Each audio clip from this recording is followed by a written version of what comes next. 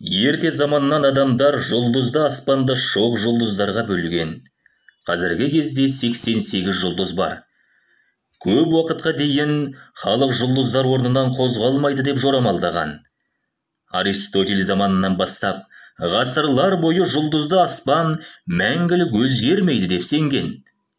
Аспан — хрусталь сфера, оның сыртында құдайлар өмір сүреді деп сенген.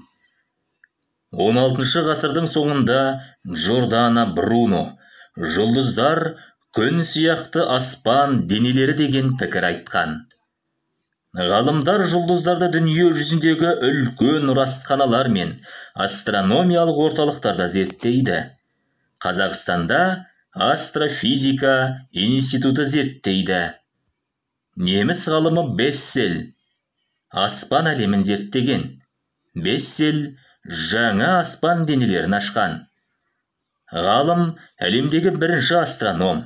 Ол 75 мың жұлдыздың орнын анықтап, Коперниктің ілімін дәлелдеген.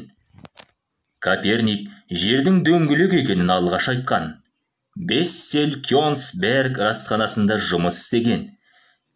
Бессель 19 ғасырда ғылымды дамытуға көп еңбек еткен.